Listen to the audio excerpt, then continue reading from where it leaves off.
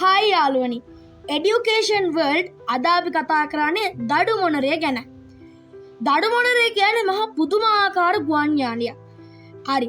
මම මේ ගැන පැති කිහිපයකින් ඕගලන්ට එක්ක කතා කරනවා. ඉතින් රැඳී ඉන්න අවසානයේ වෙනතුරු අප සමගම.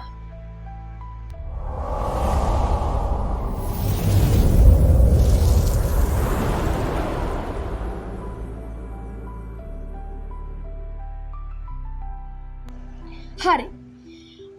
අංක 1 තමයි දඩු මොනරය කියන නමේ තේරුම. දඩු මොනරය කියන නමේ තේරුම මම ඔයගන්ට කොටස් දෙකකින් කියලා දෙන්නම්කෝ. දඩු කියන එකෙන් අදහස් කරන්නේ ශක්තිය කියන එක. මොනරය කියන එකෙන් ඒක ටිකක් අලංකාර කරලා පෙන්නන්න. ඒ කියන්නේ මොනරෙකුගේ හැඩ ඇති, මොනරෙකුගේ අලංකාරය තිබෙන කියන අර්ථය තමයි මොනරය කියන වචනයෙන් කියන්නේ. එතකොට මේකේ සම්පූර්ණ තේරුම තමයි ශක්තිමත් මොනරෙකුගේ හැඩ ඇති අලංකාර ගුවන් යානය කියන එක. ජනප්‍රවාදවල සඳහන් ආකාරය ගැන කතා කරනකොට ශ්‍රී ලංකාවේ ඉඳන් ඉන්දියාවටත් ඉන්දියාවේ ඉඳන් ශ්‍රී ලංකාවටත් රාවණා ගමන් කළේ මේ දඩු මොනරෙන් කියලා තමයි කියන්නේ. ඒ වගේම රාමායනයේ සඳහන් ආකාරයට සීතා දේවීව ශ්‍රී ලංකාවට කැටුවගෙන ඒමට භාවිතා කරා කියන්නේ දඩු මොනරයමයි. හරි. අංක 3 දඩු මොනරය අංක 3 සම්බන්ධ ස්ථාන.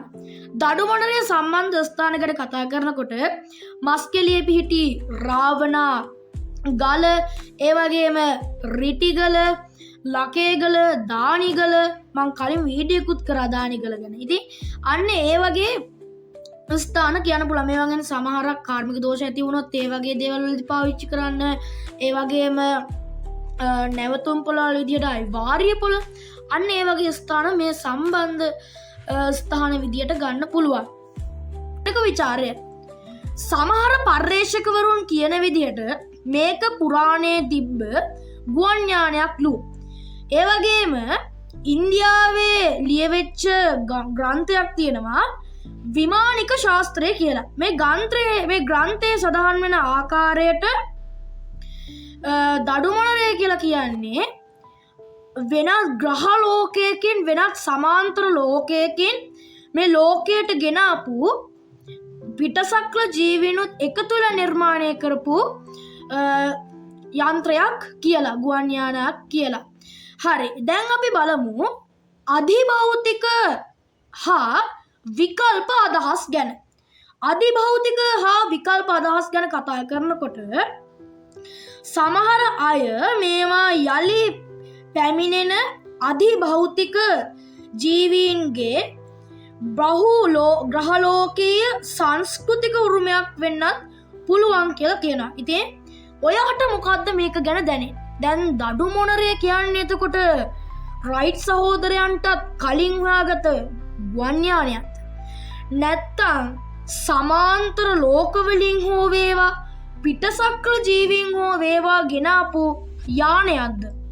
නැත්තම් අපි දන්නවානේ, මං කලින් වීඩියෝ එකේදී ඔයගලන්ට කිව්වා රාවණා කියන්නේ ශිව දෙවියන්ගේ භක්තිකෙක්, දැඩි භක්තිකෙක් කියලා කිව්වනේ. ශිව දෙවියන්ගෙන් ගත්ත වරදානයක්ද නැත්තම් මේක අපි හැමෝගෙම ප්‍රශ්නාර්ථයක්. ඉතින් එතකොට අපිට ඇත්තම ඉතිහාසය අපි දන්නවද? නැත්තම් අපි බොරු ඉතිහාසයක්ද මවාගෙන ඉන්නේ? ඇත්තටම රයිට් සහෝදරයෝද ඉස්සල්ලාම ගුවන් යානය හොයාගත්තේ? නැත්තම් රාවණාද ඇත්තම ගුවන් යානය හොයාගත්තේ? කලවනි ගුවන් යානය හොයාගත්තේ? මෙන්න මේ ප්‍රශ්නේ ඔයාගේ හිතටත් ඇවිල්ලා ඇති කියලා මම හිතනවා. ඉතින් මේ ලෝකේ ප්‍රශ්න විවිධාකාරයි. මේ විවිධාකාර ප්‍රශ්නවල උත්තර තාමත් හොයමින් ඉන්නවා. මම බලාපොරොත්තු වෙනවා අනාගතයේදී මේක හොයාගත්තොත් ඒ ෂණයෙන්ම ඒ පිළිබඳව ඔයාට වීඩියෝ එකක් දාන්න. ඉතින් ඔයාට හිතන දේත්, ඔයාට දැනුණ දේත්, ඔයාට හිතුණ දේත් කමෙන්ට් එකක් විදියට දාගෙන යන්න. ඔයා විතරක් මේ දැනුම කහගන්න එපා. ඔයාගේ යාළුවෝ අතරත් මේක බෙදා ගන්න, ෂෙයා කරලා යන්න.